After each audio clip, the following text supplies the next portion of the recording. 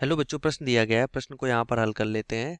समांतर माध्य के सापेक्ष निम्नलिखित बारंबारता बंटन का माध्य विचलन ज्ञात कीजिए। अंक दिए गए हैं अंतराल रूप में 0 से 10, 10 से 20, 20 से 30, 30 से 40, 40 से 50।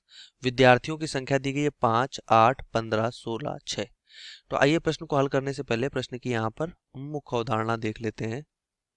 मुख्य अवधारणा, तो इस प्रश्न से संबंधित जो इसकी मुख्य अवधारणा बनती है, उसके लिए अगर हम यहाँ पर माध्य विचलन का सूत्र लिखें, माध्य के सापेक्ष माध्य विचलन का, तो ये होता है sigma f x minus x bar और बटे में हमारे पास होता है सिग्मा एफ। सिग्मा एफ होता है बारंबारताओं का योग। एक्स बार यहाँ पर हमारे पास माध्य है, तो माध्य के लिए सूत्र होता है सिग्मा एफ एक्स और बटे में सिग्मा एफ। मतलब कि यहाँ पर जो हमारे पास बारंबारताओं का योग है, इससे हम यहाँ पर क्या करते हैं, यहाँ पर भाग देते हैं। ठीक है, तो यहाँ से पहले हमें क्या दिया गया है वो हम लिख लेते हैं। हमें यहाँ पर अंक दिए गए हैं, प्रश्न में अगर देखें तो हमें अंक दिए गए हैं अंतराल के रूप में। वो कितने दिए गए हैं? 0 से 10, 10 से 20, 20 से 30, 30 से 40 और 40 से 50। ठीक, इसके सापेक्ष हमें यहाँ पर विद्यार्थियों की संख्या दी गई है, मतलब कि हमें यहाँ पर बारंबारता दी गई है, तो उसको एफ से दिखा दें। विद्यार्थियों की संख्या सीधा बारंबारता जो दी गई है 5, 8, 15, 16 और 6। तो यहाँ से अगर x का मान चाहिए होगा तो हम क्या करेंगे, जो हमारे पास निम्न सीमा और उच्च सीमा होती है, इनका दोनों को जोड़ के 2 से भाग करते हैं, तो 10/2 करेंगे तो 5 आ जाएगा। फिर हमें यहाँ पे 15 मिल जाएगा, यहाँ 25, 35 और 45। ठीक, अब अगर हमें एफ एक्स चाहिए होगा, मतलब कि हम यहाँ से बारंबारता का x में अगर गुणा करेंगे तो ये आ जाएगा 25, ये आ जाएगा 120, 375, 560 और 270।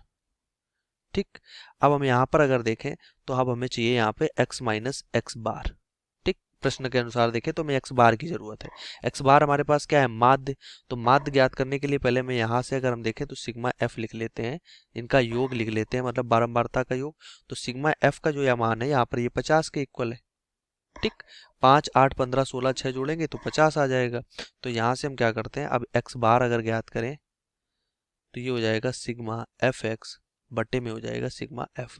सिग्मा एफ एक्स मतलब हमने एफ एक्स तो निकाल लिया है, इसका अगर हम यहाँ पर योग ज्ञात करें सिग्मा एफ एक्स, तो ये हमारे पास यहाँ पर बराबर है 1350 के। तो यहाँ पे लिख लेते हैं 1350। तो 1350 के इक्वल है, तो यहाँ से 1350 भागित हो जाएगा हमारे पास 50। 0 से 0 काट देंगे, 5 दूना 10, बचेगा 3, तो हो जाएगा 5 सत्ते 35, 27 आ जाएगा। अब इसी प्रकार हम x माइनस एक्स बार ज्ञात करेंगे। x से हम 27 को घटाते जाएंगे, तो 5 माइनस 27 करेंगे, 22 आएगा, माइनस का मॉड लगा है प्लस का हो जाएगा, फिर 12, फिर 2, फिर 8, फिर आ जाएगा ये 18। ठीक, अब हमें अंतिम एक चीज और चाहिए, हमें f से गुणा और करना है इसमें, तो f से गुणा कर लेते हैं। तो f हमारे पास क्या है, 5 गुणे 22 कर देंगे तो 110, फिर 96 आ जाएगा, 12 अट्ठे 96, फिर 30 आ जाएगा, 15 दूना 30, 16 अट्ठे 128 हो जाएगा, 18 छंगा 108 आ जाएगा। ठीक, अब इसका भी हम योग लिख लेंगे, तो यहाँ से हमारे पास हो जाएगा sigma f x minus x bar का जो हमारे पास यहाँ पर योग आएगा वो 472 के इक्वल आ जाएगा। तो यहाँ से हमें चाहिए क्या, हमें चाहिए माध्य विचलन। माध्य विचलन,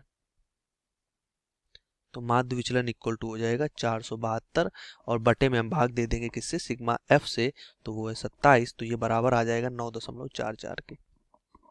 तो यहाँ पर माध्य के सापेक्ष जो माध्य विचलन आया है वो 9.44 होगा। तो आशा करते हैं प्रश्न का उत्तर आपको समझ में आया होगा। धन्यवाद।